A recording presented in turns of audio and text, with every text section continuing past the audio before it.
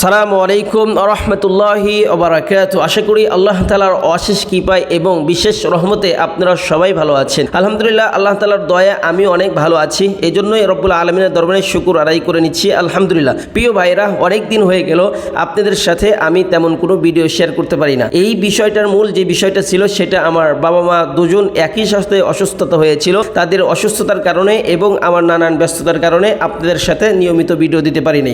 এই জন্যই আন্তরিকভাবে দুঃখিত। অনেক দিন হলো আমার মনটা খুবই বিষণ্ণতায় ভুগতেছিল এবং মনটা শূন্যতায় ভাসতেছিল। সেই শূন্যতা আজকে পূর্ণতা নিয়ে আমি আপনাদের সামনে হাজির হয়েছি আমার সবজির চালে ধান চাষ করা নিয়ে একটা ভিডিও নিয়ে। এই ভিডিওতে আমাদের অনেকটা বড় চ্যালেঞ্জকর একটা ভিডিও, যে আমরা যেখানে অনেক দিন যাবত, আজ 10 থেকে 15 বছর যাবত আমরা এই জমিতে আমরা সব ধরনের সবজি চাষ করি, এখানে আমরা একেবারেই নতুনভাবে ধান চাষ করব।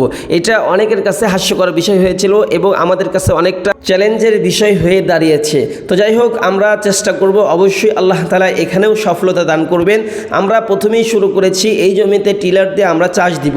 আমরা এই জমিতে আজকে একেবারে একদিনে আমরা চাষ করে নিব এবং জমিটা উপযুক্ত করব ধান চাষ করার জন্য। আমরা আমাদের জমিতে সব জমিতেই প্রায় ধান চাষ আপনার লাগানো শেষ হয়ে গিয়েছে।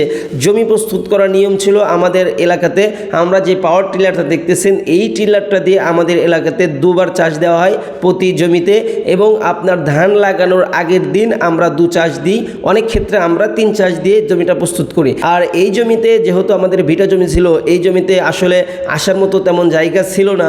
আপনার আমাদের আশেপাশে সব জমি আপনার ধান লাগিয়েছে, এই জন্য আমরা এই জমিতে আজকে একদিনেই আমরা চারা লাগিয়ে নিব। এই জন্য আমরা একদিনে 5 থেকে 6টা চাষ দিয়েছি। আলহামদুলিল্লাহ, আমাদের জমি মোটামুটি প্রস্তুত হয়ে গিয়েছে। আমরা এখন আমাদের যে জমির সাইটের যে কাদাগুলো ছিল সেই কাদাগুলো আমি কোদাল দিয়ে টেনে টেনে নিচে নিয়ে আসতেছি জমিটা সমান করার জন্য। কারণ ধান চাষ করার জন্য সবচেয়ে বড় যে আপনার সমস্যাটা হয় সেটা হলো জমির এক পাশ উঁচু এবং এক পাশ আপনার দোপা।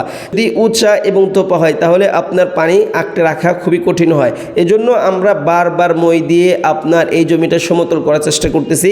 কারণ যেহেতু এটা ভিটা জমি, এজন্য সবসময় আমাদের লক্ষ্য রাখতে হবে যে চতুর্পাশে যেন একই সমান থাকে, সমান্তর থাকে।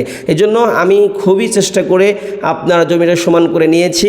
আলহামদুলিল্লাহ, আমাদের ধান চারা এখনও লাগানো শুরু হয়েছে। আমার চারা লাগিয়েছে এখন আমার বাবা, ইনি অনেক অভিজ্ঞ, আর আমিও লাগানোর চেষ্টা করতেছি। আমাদের এলাকায় সবচেয়ে বেশি ধান চাষ হয়। আমাদের এলাকার প্রধান যে চাষটা সেটা হলো ধান। ধানের বিকল্প কোনো তেমন চাষ আমাদের এলাকাতে হয় না। আপনার এই ধান যখন আমাদের কাটার সিজন আসে তখন সবার একটা আনন্দের মুখটা ভরে ওঠে। তো যাই হোক, আমরা আলহামদুলিল্লাহ আল্লাহ তাআলার শুকর যে আমরা এখানে উপযুক্ত করেছি আপনার ধান চাষের জন্য। আর এবার এখানে কেমন ফলন হয় সেটা আমরা খুবই আশাবাদী। অনেকেই বলতেছে যে এখানে খুবই ভালো ফলন হবে, কারণ অনেক দিন যাবত যেহেতু এখানে ধান চাষ করা হয় না, মাটিটা খুবই আপনার উর্বর হয়ে আছে।